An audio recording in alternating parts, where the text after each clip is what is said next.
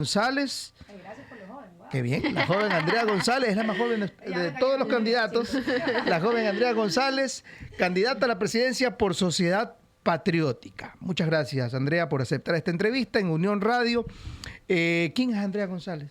Muchísimas gracias por la pregunta. Ya no soy tan joven, tengo 37, estoy a 3 para los 40. Yo sí me acuerdo. Yo soy ingeniera en gestión tecnológica en medio ambiente, graduada aquí en la Universidad de Negocios del Pacífico. Padre economista y madre ingeniera comercial, una profunda visión con el tema comercio. Comencé a trabajar a los 17 años, al mismo tiempo que ingresé a la universidad. Mi primer trabajo fue en venta en el aeropuerto. No me fue muy bien, era complicado. Luego de eso emprendí un poco el tema de vender vinos ecuatorianos, cuando el vino ecuatoriano era visto como una cosa impensable.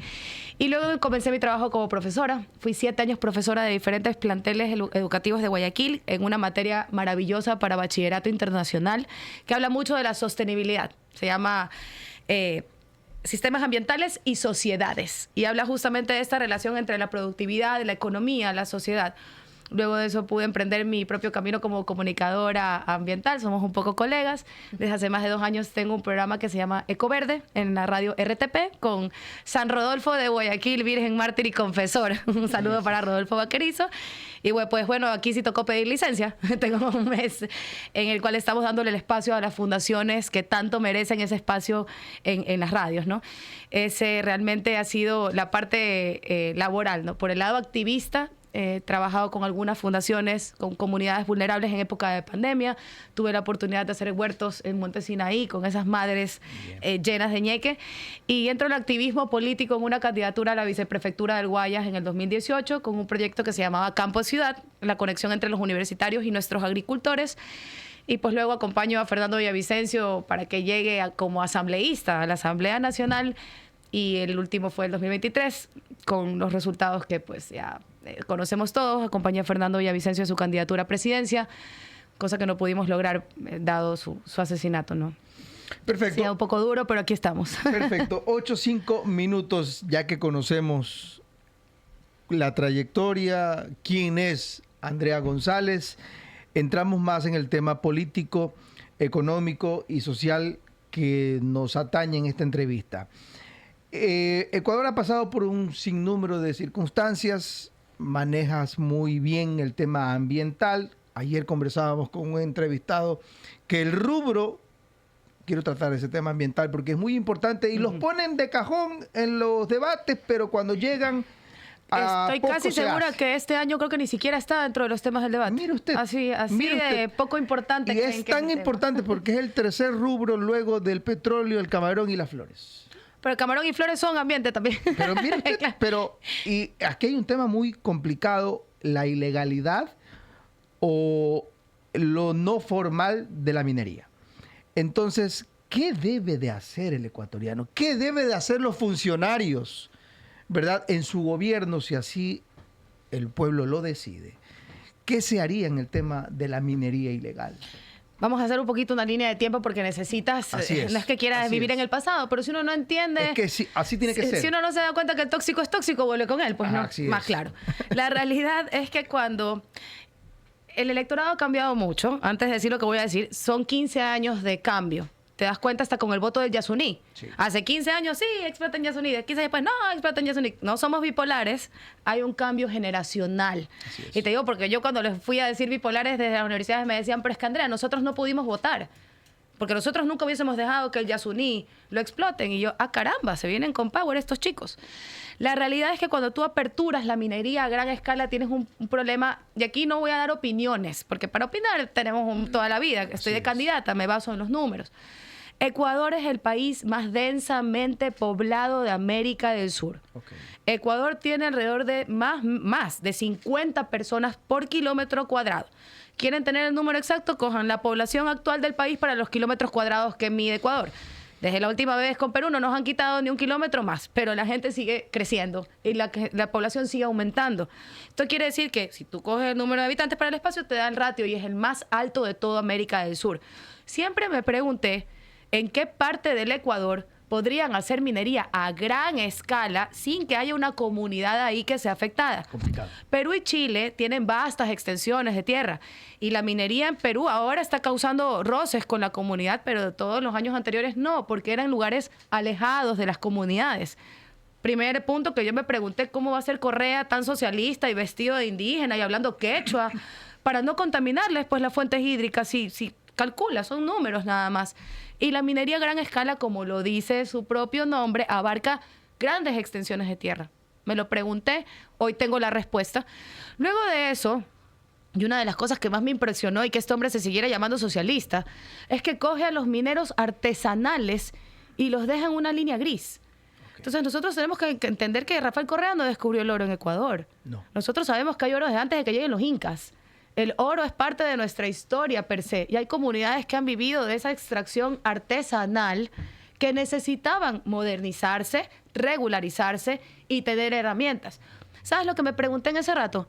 ¿Qué va a hacer esa gente? Probablemente ahora los deja a merced de los Latin Kings en esa época. Miren lo que se ha convertido. Hoy es bastión de los lobos. Y si los lobos le han ganado a los choneros en los últimos años, es porque tienen el control de Ponce Enrique, donde entra al mes a veces más plata por Ponce Enrique que por la venta de cocaína como tal. Todo lo que me pregunté en ese momento tuvo la peor respuesta 16 años después. Tú, en primer lugar, no pudiste nunca haber abandonado al minero artesanal tradicional, que históricamente, es más, gracias a él sabes dónde hay oro, porque no había ni tecnología antes para descubrir los yacimientos. ¿Qué hiciste? Los dejaste en bandeja para los grupos delincuenciales organizados. Y hoy están secuestrados por esos grupos delincuenciales, llenándole los bolsillos para que compren las metralletas con las que vienen a asesinar a nuestros hijos. Entonces, si tú no tomas en cuenta todo esto que debió tomarse en cuenta antes, no ordenas la casa. El minero artesanal no es delincuente. El minero artesanal fue dejado en bandeja para los delincuentes. Y si tú no recuperas Ponce Enríquez, podrás controlar todos los puertos del país y no saldrá ni 1 kilogramo de cocaína por nuestras costas y ellos seguirán teniendo dinero para comprar armamento. Porque el tema de la minería ilegal es peor todavía. Contaminas a la industria sana. Sí, claro, o sea, en el sacar, por ejemplo, 1 kilo de cocaína a través de una caja de banano, estás contaminando esa industria. Pero eso se hace a través de la contaminación directa. En el caso del oro ilegal, para quienes no lo tengan claro, al igual que petróleo, nosotros no tenemos refinerías por todo el país, y el oro no es que se va en lingotes. El oro se va en una piedra. Entonces tú lo que ves es una volqueta llena de unas piedritas raras. Eso no se puede sacar ni por barco, ni por caja de banano, ni por la frontera sur ni norte. Así es. Tienes que obligar a que el minero legal meta dentro de su cargamento tu oro ilegal. Es decir, contaminaste a la empresa sana. Si entra el presidente que va a entrar ahora y no tiene clara esta línea de tiempo de cómo llegamos a esto, de que el minero artesanal no es el enemigo, es la víctima, y que a Ecuador se le están rifando el oro para venirnos a acribillar con la venta de ese mismo oro, no puedes hacerlo. Peor si estás coludido con alguno de los partidos que ha dejado que esto pase. Ingeniera, justamente hoy se cumple 1 año del conflicto armado interno. Recordamos tanto esto de que ocurrió en TC Televisión. Sí. Y a raíz de eso, diría yo, vimos, digamos que un trabajo de las Fuerzas Armadas dentro de la minería ilegal en zonas del Ecuador. ¿No ha sido lo suficiente o eso no basta para combatir este mal al país? No ha sido lo suficiente, y nuestro candidato a vicepresidente, quien es un contraalmirante, y por eso lo llamo a que sea tan valiente de aceptar lo duro que es exponerse en este país de nuevo, y siendo yo la candidata a vicepresidente del asesinado Fernando Villavicencio. Porque él tiene clarísimo cómo se le fue quitando también las herramientas a los militares para poder combatir esto eficientemente. Ya voy a ir a Ponce Enríquez, pero hablemos primero del perfil costero.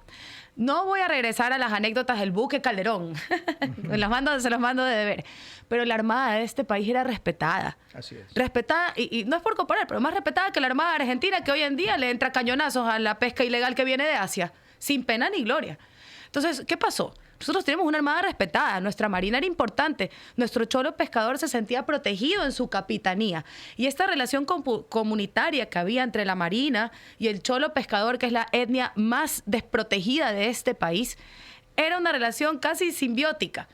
Hoy en día, 16 años después de quitarles capitanías, escáneres, puertos, lanchas rápidas, controles en los puertos tanto privados como públicos, tienes de resultado que nuestro cholo pescador es acribillado todos los días en alta mar para robárseles el motor para ir a hacer minería ilegal cerro adentro. Él tiene clarísimo cómo se le ha quitado las herramientas, porque claramente no es suficiente lo que están haciendo Ponce Enríquez. Ponce Enríquez, tú tienes que hacer un barrido total. Y el barrido total no lo puedo contar porque no le dice uno al ratón que va a llevar gatos, pero por supuesto que necesitas herramientas de tecnología de punta y por supuesto que necesitas ayuda internacional. Yo no puedo venir a decir, sí, traigan una base internacional si primero aunque sea no le doy una lancha rápida a mi propia marina, si no le recupero las capitanías, hasta por vergüenza, discúlpeme, pero es que uno tiene que recordar que este país no era la última piedra del zapato de Latinoamérica. La Marina de Ecuador tenía historias, les repito, como el buque Calderón, donde nos hicimos famosos a nivel mundial porque el ñeque que tenían los marinos, el control de las costas, la protección del cholo pescador, el sentir que nuestras playas son nuestras. Uno no ponía ni seguro en la casa de la playa. Uno dejaba fuera la billetera en la casa de la playa. ¿Necesitamos bases extranjeras, ingeniera? Claro que sí, claro que sí. Está totalmente de acuerdo. Totalmente. A ver, mira, yo creo que cuando Correa se sienta en el poder, él se sienta a negociar con la FARC y con todos estos grupos paramilitares colombianos la salida de la cocaína por nuestro mar. Eso es lo que yo creo y por eso estoy aquí. Esto se prostituyó y 16 años después ya no tiene solamente al Ejército de Liberación Nacional o a la FARC utilizando el mar ecuatoriano. Están los albaneses con un submarino de tercera generación ahí anclados en Esmeraldas. Y no les he preguntado a los albaneses, pero creo que socialistas no son. Y poco, nada les importa la espada de Bolívar. Entonces, ¿qué pasó? ¿En qué parte esto era un proyecto ideológico donde, como México, ¿no? Los narcos somos todos, que canten los niños? Perdón, esto es territorio ecuatoriano. No es territorio ni del Ejército de Liberación Nacional, ni del Cartel Jalisco de Nueva Generación. Este mar era nuestro. Entonces, si tú comprendes que esto fue un pacto que se prostituyó, y te pregunto algo, yo creo que así regresar a Correa en este momento, se le salió de las manos la negociación. Porque si ya diste todo, ¿con qué negocias? Está cooptado el sistema judicial, la asamblea, los mandos medios de los gobiernos. Tienes todo el control del mar. ¿Y por qué necesito yo pedirte a ti ayuda si ya estoy haciendo lo que me da la gana? Le dejamos la mesa servida, sí, a los narcos. Eso fue lo que hicieron. Entonces, si tú en Ponce Enríquez no tienes ayuda internacional con esta tecnología de punta, mientras nosotros estamos conversando, ese submarino albanés está captando todas las comunicaciones de lo que estamos hablando. Más, le mandamos saludos. Ingeniero, usted se adelantó en algo que yo le iba a preguntar. ¿Cómo depurar el Estado si está contaminado? Esa es una parte que necesita de la inteligencia artificial para ser reemplazada y para poder detectar. Todo el mundo habla del polígrafo. Y el polígrafo es súper importante, pero el polígrafo es tecnología de los años 70, por si acaso. Entonces, hoy en día tienes tecnología mucho más avanzada para determinar en qué punto de este proceso hay un atraso, hay una demora, hay algo que no cuadra. Y ya no es una persona revisando a otra. Es un sistema que no es derecha, no es izquierda, no lo puedes coimar y que encima cuesta mucho menos que el control humano que hoy en día, porque nos quejamos mucho de los jueces, pero tenemos que entender que los jueces los tenemos contra la pared. Que esta Constitución dice, señor juez, mándelo a hacer lagartijas antes de mandarlo a la cárcel. Es tan garantista que nuestros jueces, los que quieren tratar de hacer las cosas bien, son acribillados y los otros no les queda otra que virar la mano. Entonces, si tú comprendes que también no tienen herramientas, los marinos no tienen herramientas, la Armada no tiene herramientas, Marina y Armada no tienen herramientas, militares no tienen herramientas, los jueces no tienen herramientas para depurar este sistema. Mira, lo que ha pasado los últimos 3 días para mí es brutal. Brutal. O sea, entender que Centro Democrático tiene 4 candidatos asambleístas que están en el caso AAA y ya no tienen prisión preventiva porque son candidatos y tienen inmunidad. Dalton Narváez, que ahora no es del PSC, pero toda la vida fue PSC, lo acaban de coger en Colombia. Por otro lado, tienes el tema de todos los usos que se le da en el tema electoral para ir tapando. Entonces, tenemos que entender que la clase política del país es la clase terrorista y son los delincuentes que le abren el paso a los otros delincuentes. Y ahí ya es un jalón de orejas para el electorado. Porque si están en la asamblea, si están en la alcaldía, si están en la prefectura, es porque nosotros los pusimos ahí. Nadie nos ha puesto una pistola en la cabeza para votar y elegir de alcalde de Guayaquil una persona que está en claros casos de corrupción. Y está encima metiendo gente a partidos para tener inmunidad durante el proceso legal. Estamos locos, pues. Y no es uno, son 3 partidos, por lo que va de los 3 días de campaña. Entonces, si tú como elector tampoco abres los ojos, no hay mucho que hacer. Porque yo a ellos les puedo poner polígrafo, control y puedo limpiarlo. Pero mientras tú le sigas dando el voto a esos verdugos que nos hacen la vida imposible una vez que están en el poder, Es como la man que sigue volviendo con el tóxico. ¿Qué le dices a la amiga que sigue regresando con el tóxico? ¿Ya? Ya no vuelvas. 8 de la mañana, 18 minutos. Amiga, date cuenta. Amiga, date cuenta. ¿Cómo es juzgamos? Pero ¿cómo es el...? Escuchamos, pero no juzgamos. No juzgamos. 8 de la mañana, 18 minutos. Andrea, es importante todos los temas que estamos abordando. La ciudadanía está escuchando y viéndote. Así es. Y eso es buenísimo. Y esto queda grabado para lo posterior. Y seguramente marcará historia esto. 8:18 minutos. Hay otros temas importantes también. Hablamos ya del tema minero, hablamos de la corrupción, pero la gente necesita reactivarse económicamente hablando. De nada nos sirve si la familia no lleva el sustento a la casa. Así es. ¿Cómo hacemos? Mira que de ese dinero que pueda llevar se deriva salud, se derivan muchas cosas, incluso educación. Y yo quiero tratar el tema de la educación. Tú vienes, yo te he dicho varias veces, tu mamá fue mi profesora y me enseñó contabilidad. En además, la moderna, ¿no? En la moderna, por supuesto. El centro educativo. Así es, centro educativo. Y es importante y mi abuela siempre me dijo que la educación es importante en la ciudadanía. ¿Cómo hacer que la educación vuelva a ser esa de que ahora critican que es mala, pero no es mala la educación anterior? Es el sistema, exactamente. Mira, ¿Cómo hacer para que vuelva a tener ese relieve importante? Y todo está concatenado. Sí. Si tú te das cuenta, cuando yo hablo de educación, en realidad estoy hablando de reparación de tejido social. Así es. No te estoy separando, es que la educación aquí y la salud acá, como todos Conjunto. que están, los animales que comen carne se llaman carnívoros. No, si tú no tienes claro el mapa, es muy difícil, porque son todos temas separados. La realidad es que esto fue hecho. Hace 16 años a nuestros jóvenes se le quitaron 4 cosas que ya te voy a enumerar. Entonces yo veo ahora que dicen, es que los chicos se han hecho rulay porque andan viendo ese TikTok, que andamos rulay. Discúlpenme, yo conozco a esos jóvenes y los jóvenes no se han convertido en el descuartizador, y discúlpame si uso palabras dolorosas para cualquier madre y cualquier guayaquileño y cualquier ecuatoriano, pero en eso hemos convertido a nuestros jóvenes. Y ese descuartizador que hoy en día su madre llora, porque te das cuenta que viene de una familia que tiene valores porque su madre está llorando. Lo que ha sido es víctima de estos 16 años de decirles esta frase lapidaria a nuestros jóvenes. Tú no sirves. Sin el Estado, tú no sirves. Y si tú no estás en este proyecto político y el Estado de papi y mami, no hay nada que puedas hacer. Aquí no hay puesto, no hay nada, no hay empleo, no hay plata, no hay nada. ¿Qué le estás diciendo a ese joven? Vaya pues al GDO y busque cómo vivir. 4 cosas que se le quitaron a nuestra juventud y que se los dejó en bandeja para los grupos delincuenciales. En primer lugar, el bachillerato especializado. Okay. Tú te imaginas los últimos 2 años de colegio, cuando estás en esa edad tan vulnerable, a los 15, 16, en adelante, no poder escoger ese primer intento de, bueno, me voy a dedicar a ser agricultor, mecánico, comerciante, quiero trabajar en redes sociales. Yo sé que yo no sé la que tiene que preguntar, pero ¿qué especialización eras tú? Sociales. Ya, el que sabe, y el que no. No, mentira. Felicitaciones a esos periodistas valientes. Hace poco fue el Día del Periodista y la gran mayoría de ellos son sociales. Recién me topé uno que era FIMA. Raro. No, imagínate, yo soy abogado. Yo era contabilidad. Y yo Tú soy eras abogado, contabilidad imagínate. y ahora eres comunicadora. Así es. Bueno, yo era quibio, si no, no pasaba toxicología, pues si no veía 8. Y esto suena chistoso, ¿no? Y tú profesor dices, Zorrilla. bueno, sí, para que se preparen. A esa edad los están captando. Sí. ¿Por qué? Porque ven lo mismo Muy los jovencitos. últimos 2 años de colegio y están perdidos en la nebulosa, no saben para qué soy bueno, qué voy a hacer.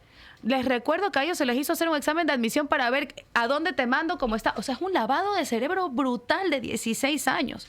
Les quitaste el bachillerato especializado, les quitaste las pasantías escolares. Es que no, pobrecito, ¿cómo le vas a hacer trabajar, chiquito? Tiene 15 años, explotación laboral. 3 doritos después, tienen una metralleta de un GDO. Porque nosotros a los 15, 16 años, todos en el mundo entero ya somos proactivos. Y perdóname, pero uno está vendiendo hasta el sándwich de pollo en el colegio, en el recreo. Yo sé que es ilegal, no lo hagan, por favor. Pero a lo que voy, uno a los 15, 16 años ya está buscando. Yo tengo una hija en edad adolescente y ya me está preguntando, mami, ¿será que vendo galletas, hago diseños? Esa es la edad en la que te empiezas a preguntar, ¿cómo hago yo para tener mis gustitos, para apoyar a mis padres? descubren. Pero no, durante 16 años esta estupidez del socialismo del siglo XXI. No, papito, usted no haga nada, que el Estado le da todo. ¿En qué los hemos convertido? Los dejamos en bandeja a la mafia. Tercera cosa, la premilitar. La premilitar antes tenía un acceso mucho más grande a la población y nosotros somos mucho más polémicos. Nosotros proponemos premilitar obligatoria para todo joven en el país. Y por ahí he escuchado un par de jóvenes acomodados de las ciudades como Guayaquil y Quito decir: ay, pero yo no quiero hacer premilitar. O sea, yo me iba a ir un mes de viaje, o sea, guácala, no. Discúlpenme, la incomodidad de un mes o más de una persona se convierte en la salvación para un chico que ahora ¿Servicio porta la militar metralleta. o premilitar? Premilitar por el momento. En el colegio. Estamos analizándolo, por Quinto supuesto. curso se lo hace. Así se lo es. hacía, yo lo hice. Así es. Y esta premilitar va a ser más fuerte que la anterior. Tiene un componente más de civismo.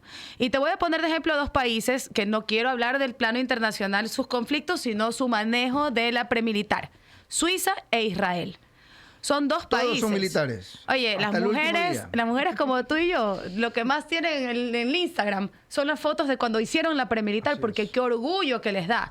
Y yo he tenido la oportunidad de conversar hace muchos años con una joven israelita y le pregunté lo primero que se nos viene a la cabeza: oye, pero tú te sientes vulnerable como mujer. Me miró con una cara de ¿cómo se te ocurre? O sea, jamás. Eso es sagrado para los israelitas. El servicio militar es el dar más grande para tu país.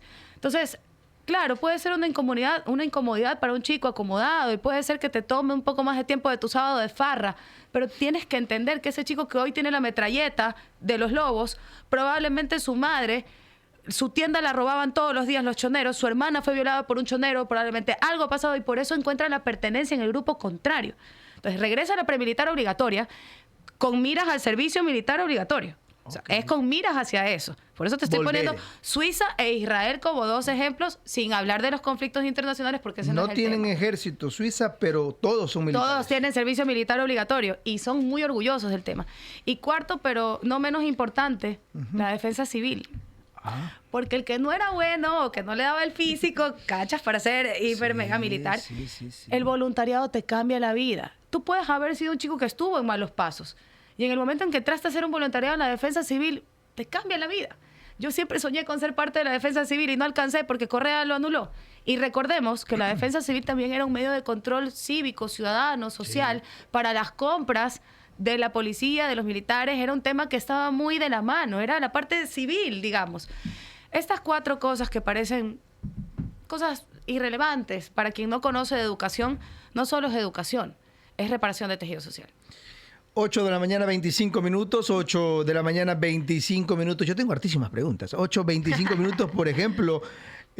Una última, dijo, y nos vamos ya. Una más y nos vamos. La última y nos vamos, la mentira más 8 y grande. 26, es la mentira más grande, es verdad. 8, 26 minutos. Elías, yo quisiera, y yo sé que tú también, y muchos quisieran llegar a la edad de júbilo, pero muchos nos hablan que está quebrado.